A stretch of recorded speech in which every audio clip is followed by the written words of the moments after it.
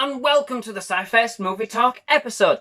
In this episode, I'll be discussing Disney's 2007 original animated and mixed animation, if you like, and live-action comedy musical, Enchanted, as directed by Kevin Lima.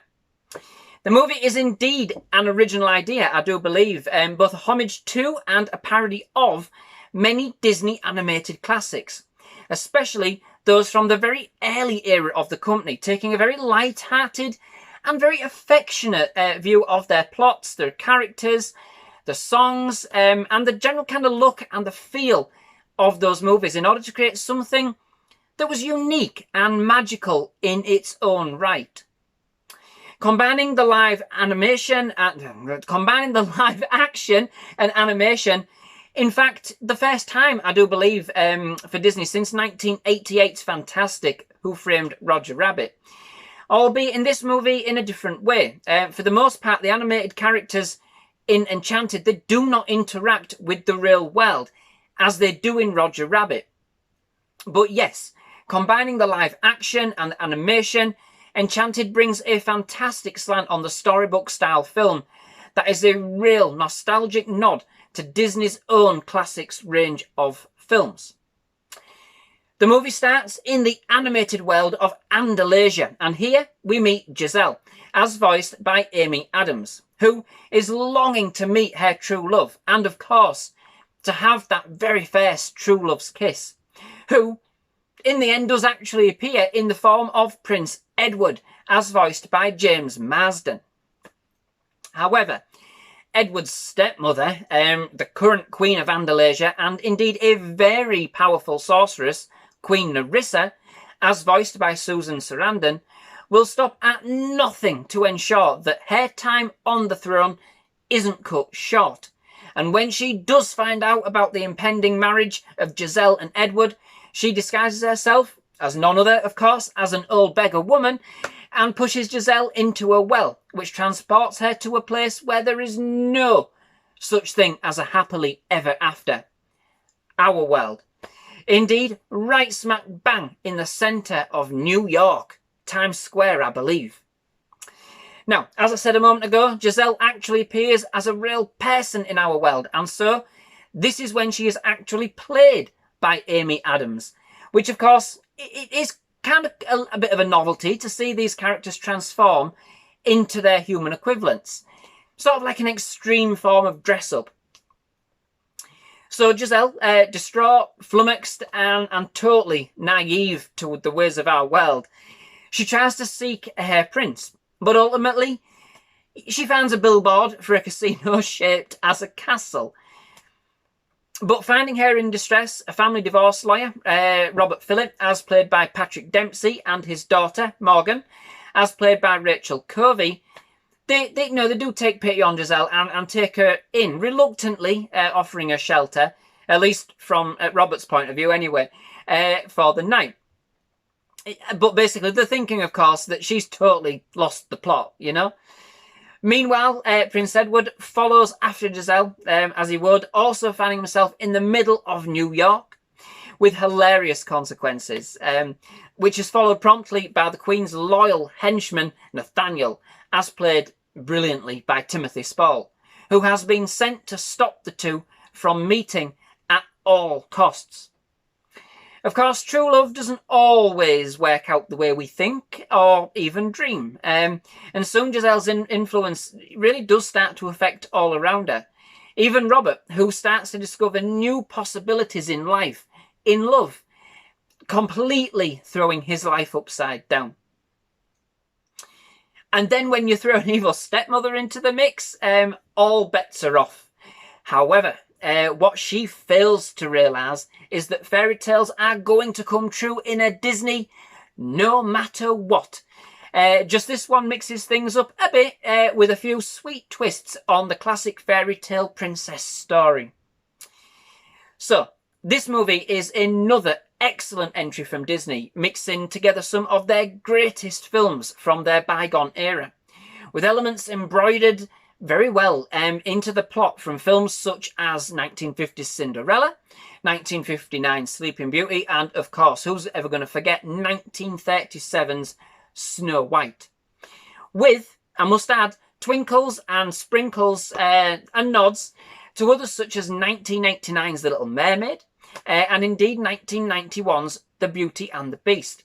And indeed the film is very stylised in the grand tradition of these films, with dashes of the sass and the quirkiness that would actually start to come through on later animations from the studio, such as 2010's Tangled. The mix of live action and animation, it really does hit the spot, and the whole ensemble is done in Disney's classic storybook style. The animation itself, albeit a little on the short side, which to be honest will be one of the downsides of the movie. There just isn't enough in the animated world for my liking. But what we do get is absolutely excellent and in keeping with the style of Disney's grand traditions. And the fact that this is actually hand-drawn cell animation akin to the classic Disney movies of their golden era and not computer-generated like other animations released from the studio at the time Enchanted was released is an absolute testament to the kind of love and devotion that actually gone into the making of this film to make it stand out from the crowd. It also offers an explanation as to why there is only approximately 12 to 13 minutes of overall animation in the movie, given of course the length of time it would take to create such scenes by hand. These days anyway. It was interesting to see, the take on the character switching from the animated to the live action versions. I know it's nothing new to see people dressed in costumes, we've seen these many times. But it was great to see the transitions on screen nonetheless. And, it really did add a real magical quality to the proceedings. The characters are, of course, they're played very much over the top, very theatrical, But remembering they are playing characters kind of penned in the 1940s come 1950s.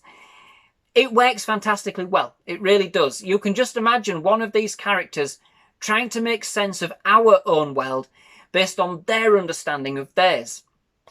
And indeed, it's great to see characters transition and develop, especially Giselle, which, this occurs as she does learn about our world from life, love, dating, anger, and even divorce. How our world isn't quite as soft as what they're used to, but, we still have lots to offer.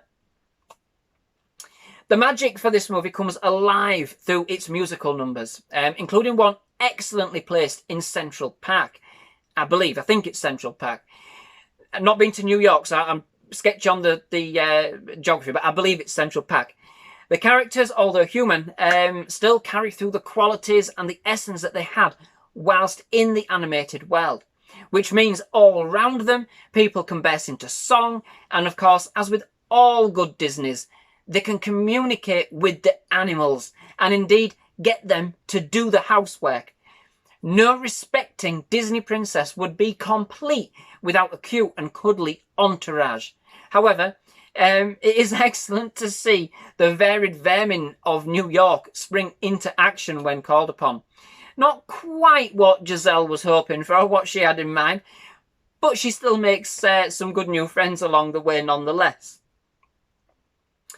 In fact, the music is brought to life by none other than Alan Menken. You will have heard his name many times in many of my Disney reviews, partnering this time with Stephen Schwartz for the song lyrics.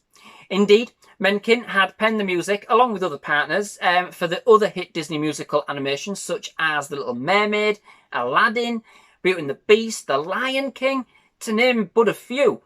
And indeed had actually also worked with Schwartz on Pocahontas and The Hunchback of Notre Dame. And although the music and the songs in this movie aren't quite on the same level as those for the aforementioned films, they are still fantastic nonetheless and have a real playful quality about them. Again, almost being a parody of themselves, if you like, and a real tongue-in-cheek take of some of Menken's earlier works. I do love the way that the movie, although following the patterns of a classic Disney, and of course, ultimately, it does follow the designs of true love. That's what it's about.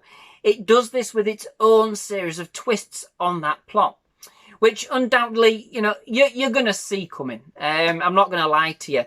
But that doesn't stop them from still grabbing at your heart. In fact, I think it actually helps you feel for these characters more, especially Giselle and Robert, who have some great moments unknowingly learning from each other as they go along and ultimately growing in their appreciation for each other as a result. Overall, this is an excellently charming and delightful and really fun movie with tons of Disney nostalgia thrown in right from the very start. It is a very affectionate take on their own movies, and particularly those from the studio's early era. The way that it parodies other classic animations, their stories, their characters, is absolutely excellent. There are indeed a bevy of Disney references in this movie throughout. Finding them all is a fantastic challenge in itself. The movie marks a welcome return to the classic traditional hand-drawn cell animation, which gives it both a real nostalgic quality and a timeless quality at the same time.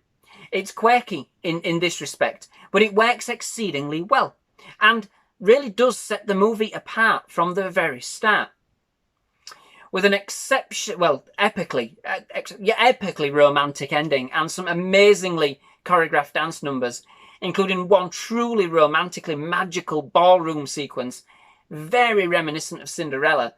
This is a heartwarmingly spellbinding movie, with some excellent twists on the classic fairy tale genre that will grab a piece of your heart and not let go.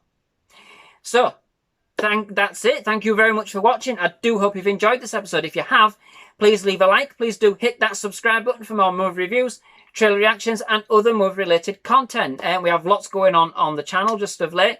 Thank you, everybody, for all your support, and we'd definitely love to see you back at SciFirst MovieTalk. Thank you very much, and goodbye.